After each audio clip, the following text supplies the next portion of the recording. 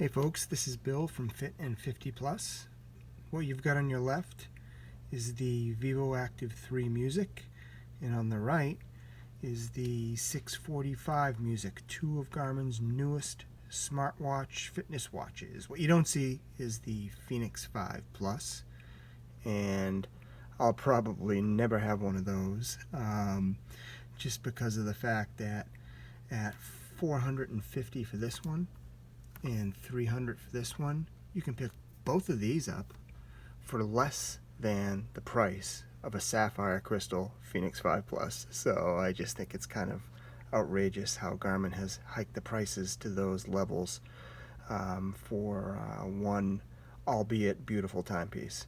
So what I'm going to do with this video is I am going to do a pseudo review of the Vivoactive 3 Music, go over some of the newer features, and then I'm going to compare it to the 645 Music.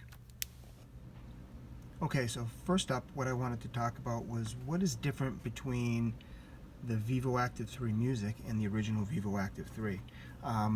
Apparent, obviously, is the lack of metal around the bezel.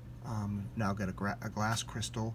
It's got some minute slashes kind of around it. It really looks nice. It's an actually beautiful looking timepiece. It could definitely be passed off in a formal setting, in an office setting, that type of thing. And I really love it. What also is missing is, you see on the side, the serrations are gone, so this does not have that side swipe that was on the original Vivoactive 3. I don't think many people are going to miss that, quite frankly. That was something that on paper seemed cool, but I didn't think it was used quite often. The other thing that's different about this is on the Vivoactive 3, you were able to actually dictate what side the button would be on. You could flip the display in the settings so that you could have the button on the right side or on the left side. Now you're kind of stuck with the button right here. The display stays in one direction, and you no longer can customize as far as that's concerned. Of course, the biggest difference is that this now has music storage, whereas the Vivoactive 3 did not. And quite honestly, the music storage and playback on this is a little bit better than the 645 Music. I think in some of my other reviews that you might have seen, I mentioned that this thing had, or the 645 Music had, some issues with AirPods. There are still some issues as far as the AirPods are concerned. I do get some dropouts, but it's definitely better with the Vivoactive 3 Music than it is with the 645 Music. Now, what does this have that the 645 does not have? The big thing for me is that this has a golf app, and this is really a robust golf app. I mean, there are some golf dedicated watches that Garmin sells that actually don't provide as much as this does as far as golf is concerned. So that's the big thing. The 645 Music does not have golf capabilities. So if you're a golfer, you definitely want to kind of steer clear of that 645 Music and either get the Vivoactive 3 or bounce up to the 935 or the Fenix series to get golf built into your tracking device. The other thing that this thing has heads and tails over the 645 Music is price. $300 for this, $450 for this. So, you know, almost an identical looking watch, especially if you compare this to the original Vivoactive 3. I mean, you know, it's just a tremendous price difference. And if golf is really your game and you're not concerned about music, I've seen the original Vivoactive 3s, which also have golf, and those I've seen as low as $250. So you're talking $200 less for the capabilities with the Vivoactive 3, and about $150 less with the Vivoactive 3 Music versus the 645 Music. The other thing, like I said before, looks. I really think that the looks of this watch are better than the 645 Music. 645 Music looks pretty good, but I'm really in love with this, this look. Okay, so by now what you're probably asking yourself is, if the Vivoactive 3 Music has all that great stuff, why would anybody in their right mind pay an extra $150, $200 for the 645 music, the Forerunner 645 music, I should say? And the reason for that is quite simply, it is the superior running watch. Okay, so before I dive into the menu items, I just wanted to go over some non-menu items that differ between these two. The first up is that there are no audible laps on the Vivoactive 3 music, meaning that when you have a pair of Bluetooth headphones connected and you're running and you got music going, when you got the 645 music, you get an audible message on your lap and your lap time. You don't get that with the Vivoactive 3. You get a vibration on your wrist, and you can see that, but I personally like to have that audible lap time come through the Bluetooth. It kind of drowns out the music a little bit, tells me where I am, where I'm at, if I have to pick up my pace or whatever. I like it. The other thing that the 645 music has that the Vivoactive 3 music does not is actual audible chimes. And what I mean by that is, you can download workouts to both of these. But when you're, say, doing a track workout, say you're doing a speed workout, the 645 music actually has an audible chime. It's a beep that actually you hear when you're out there running, to let you know that it's time to run or time to stop the segment that you're actually doing. So if you're doing like 220s with a rest in between, it'll give you a warning chime, let you know it's getting close, and then it gives you a audible signal to start running, and then an audible signal to stop running. With the Vivoactive 3, you can download the workouts, but all you get are vibrations on the wrist. Now, that might not be a big deal to a lot of people. The vibrations on the wrist might be sufficient, but for me, I like to actually hear those audible signs. Now, little known with the Garmin watch, and I'm going to go into the menu here, is that Garmin actually has, now you've heard of Strava segments, which are basically just little segments in a workout where you can kind of race within a race, so to speak, or race within a workout. Garmin actually has their own segment setup where you can actually download live segments onto the watch. And if you get into the run settings and go through, where is it here? I believe maybe it's in training. And there you have segments, and you've got auto effort on, and you can download actual live segments to the watch, so that when you're out there for a run, it'll actually indicate and show you a map of the segment that you're on while you're out there running, and it'll show you your pace versus your personal best versus the actually all-time record of that segment.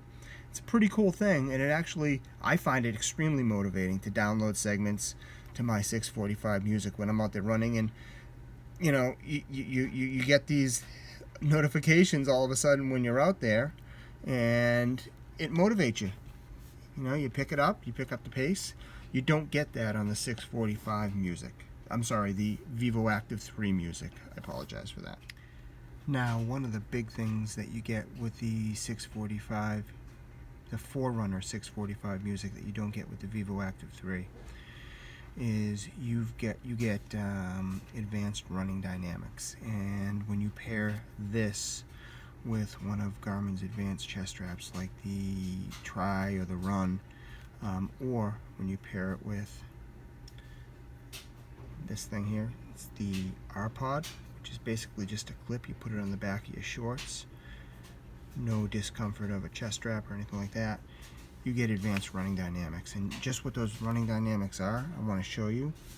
So this is a run I did back in May.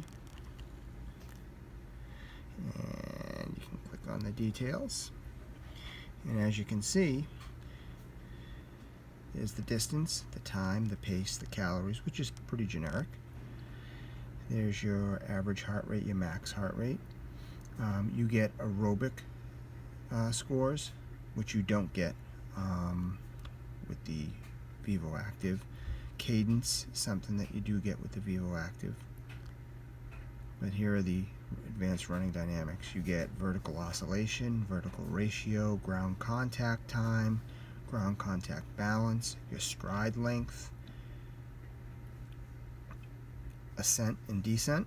Now, that might be really, really geeky for a lot of folks out there, but if you're a serious runner, some of that stuff really comes in handy, believe it or not. So that's one of the elements that you get. What you also get, just if we can bounce back here, is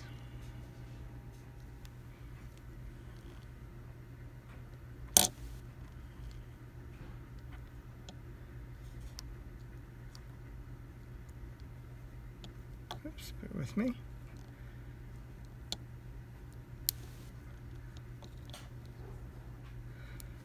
There we go. Got a little confused there for a second. Is you get your training status. This is something you don't get in the Vivoactive 3 either. Now, of course, mine says I'm unproductive because my fitness level has gone down because I've been working out with my Vivoactive 3 instead of this. So it gives you unproductive, maintaining, productive, peaking. It gives you basically what your current training status is doing as far as your fitness is concerned. And you can enter into this and you get your VO2 max. You do also get your VO2 max on the Vivoactive 3.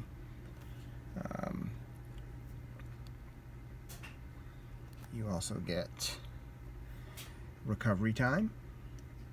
So if you put in a really big workout, this might say 24 hours or 36 hours before you do your next hard workout. And then it provides for you your training load, which basically shows you whether or not you're working out enough, too much, too little, that type of thing. And this also tracks your lactate threshold, which is something that you don't get on the Vivoactive 3. You can actually go in and you can do an actual lactate threshold test, and it runs you through it with a chest strap to figure out what your actual lactate threshold is. And then you get the race predictor as well. These are somewhat accurate. I wouldn't say that they're spot on, but they're pretty accurate. With the Vivoactive 3, what you get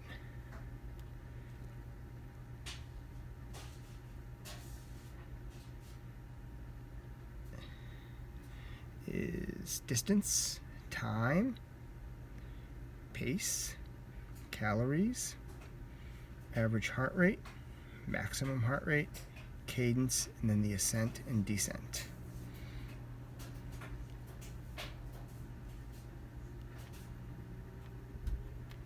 Now, just briefly, because this is getting a little longer than I wanted it to be, in the run settings for the 645 music, you do have a couple of different things. You've got a metronome, which you don't have in the Vivoactive 3. Like I said, there's the segment alerts. Under the training section, you got my workouts, which is something that you do get that in the Vivoactive 3, but you also get intervals. There's the segments, there's the lactate threshold test that I mentioned. You can set a target, so with this, what you can do is you can say I want to run 3 miles, and then it'll take you through a workout that runs you 3 miles.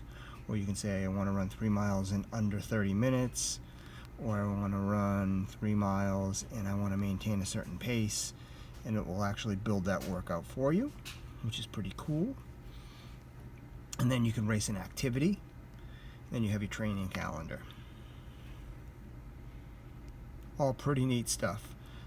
The 645 music also provides for navigation, which is basically you can download courses which provide breadcrumbs, which is basically like turn by turn. So if you're in the app and you're in a place you're not familiar with, you can actually build an actual course for you to run, and then this thing will like beep you on the wrist and let you know when you need to turn. It actually provides audible instructions, I believe, which is pretty neat also.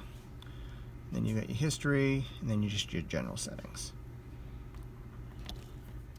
So just a couple more things before I wrap this up. Battery life on the Vivoactive Music and the 645 Music are roughly the same. If you use it a lot, you're not going to get the specs. If you say do an hour on GPS a day with music, you're probably going to get 3 to 4 days out of it. If you're crazy and testing it like I was the last couple of days, like for instance with the Vivoactive Music 3, I've been doing multiple workouts with GPS, with music, that type of thing. I'm at 10% and we are just past 48 hours. But I've really been using it a lot. I think in typical use, if I was using this as my primary driver, I would say I'd probably get 3.5 to 4 days out of it. So that's kind of the same as the 645 Music. Lastly, I'm hopeful that this helped you guys out with some of the stuff that you probably don't see on the high level reviews. I wanted to kind of get more specific with this.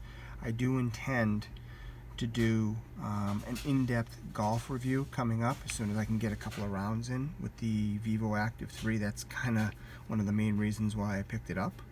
Once I get a couple of rounds under my belt, I will be sure to post that that video. Hopefully, I'm thinking sometime next week.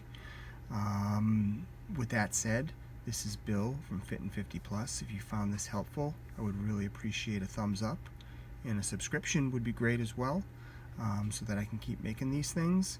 I really love talking about it, testing them out, and showing you guys what I've found. So please let me know if you have any suggestion in the comments. And with that said, I hope you all have a great day. Thank you.